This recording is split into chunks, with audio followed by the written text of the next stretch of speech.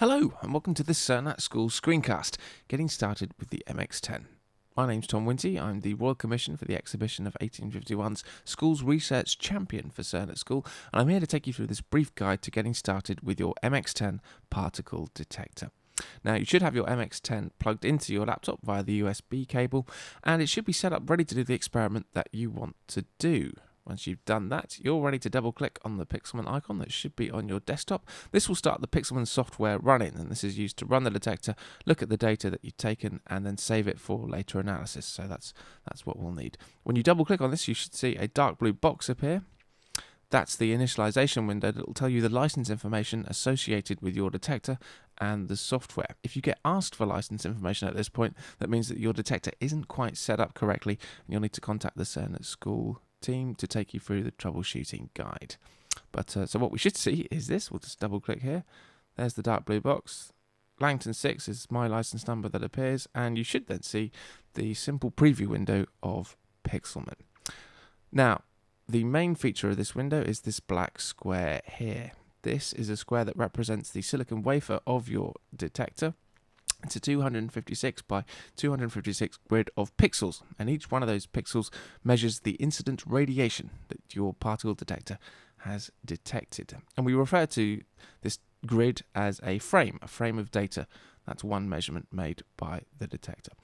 Now, one thing we can do just very quickly is resize this preview window like that, just as you would any other Windows application. But what you'll notice is that the square has distorted into a rectangle. If that happens, you can solve that very easily just by pressing the 1:1 ratio button here, and that will take you back to a square frame so that your data doesn't appear distorted, and that's a good thing. But we'll make this window just a bit bigger, and 1:1, and there we go, we've got our square frame back.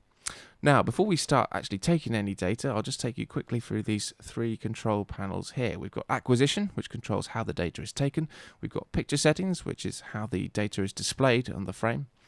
And we've got analysis, which tells you what the software thinks the detector has actually detected. So we'll go through these one by one. We can expand these panels by clicking on the right arrow in the top corner of each one here, and I'll take you through these now. Now, the finite count of steps tick box says to the software, I only want to take a finite number of frames, which is probably a good thing. We want that ticked.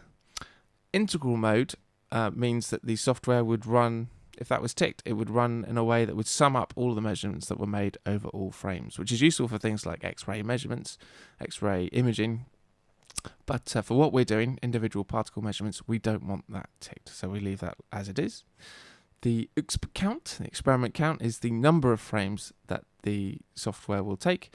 And the UXP time, or the experiment time, is the length of time that each frame will be making a measurement. So here we've got 3 frames, each of 5 seconds. That's 15 seconds worth of data. Not very much in the grand scheme of things, but for this simple demonstration, that's just what we want. And finally, just the panel here telling us that we're in spectrometer mode, which means in principle we can make energy measurements of the particles that we detect. So we can leave all that, close that panel by clicking on the bottom button in the top right, and then go to picture settings. Now this affects how the particles are displayed, and the most important thing about this is the color map. That's the map that takes the values of the pixel energies and maps them to a color that you can then see in the frame above, and that's largely determined by the color map that's used. Now, the thing is, I prefer the hot color map, which goes from black to white through this lovely red, orange, yellow set of colors. But unfortunately, that's not so good for video displays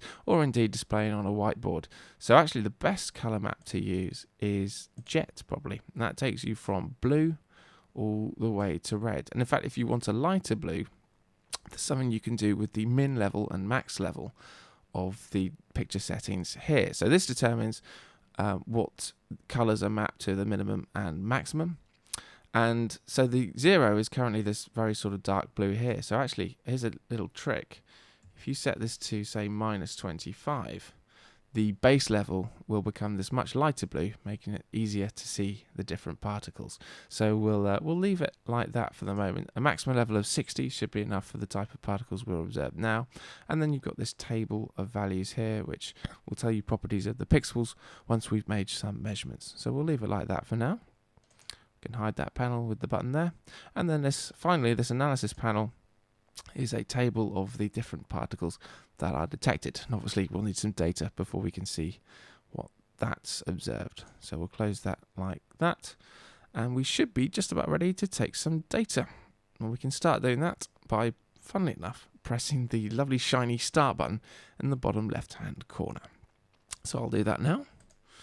And it's now taking some data. I've got my detector set up with a potassium chloride source. So the potassium-40 in that producing some beta radiation, some electrons through its natural radioactive decay. And you can see those appearing, hopefully, on the screen like this. So it's taken 3 frames of data there, each of 5 seconds. And we can now start to explore that data. The first thing we can do is flick through the different frames that we've seen. So this is frame number 3. This is frame number 2. And this is frame number 1. And this is what I mean about adjusting the minimum and maximum levels to get the best view of the data. So we can change that to 40, for example, and suddenly these particles, these individual clusters that the detector has detected, become a bit clearer. But if that's not clear enough, you can, in fact, zoom in to different particles. So there's a nice one down here. And to zoom in, you click and drag a box over the cluster that you want to have a look at, and you can see here that the pixels then appear much more clearly against this light blue background. And when you hover over the pixels, you can see the properties of the different pixels as the mouse goes over them in this table on the right. And I mean, you can see why I prefer the hot color scheme. If we set this back to how it was, I think there's just something better about the red and the oranges. Anyway, that should be clear, but for the purposes of this video, we'll set it back to how it was.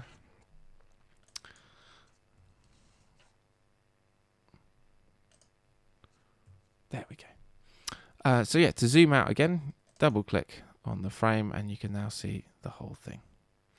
So we can now look at the analysis table and see what types of particles were observed. And in this frame, we've got 4 beta and 1 gamma. Interesting spelling there.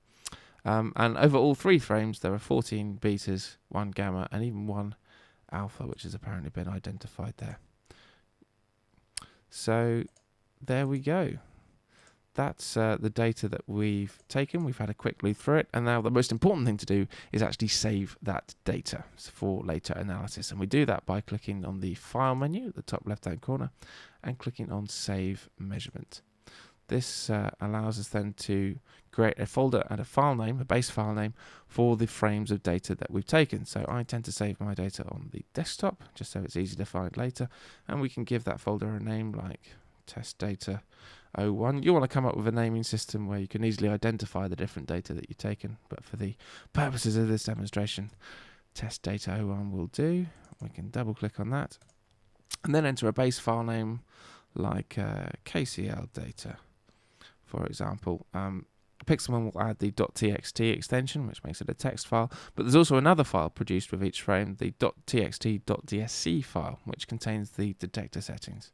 But we can look at those in a bit, so I'll just click save there or press return, and that will have saved the data. And before we close Pixelman, we can check that's all worked by going to the Test Data 01 folder on the desktop, and lo and behold, 3 frames, 6 files that we can now inspect. So if we right click on the .txt file, we can open with Notepad and we'll see the 3 columns representing all of the pixels, the X value of the pixel, the Y value of the pixel, and the energy measured, i.e. the pixel counts.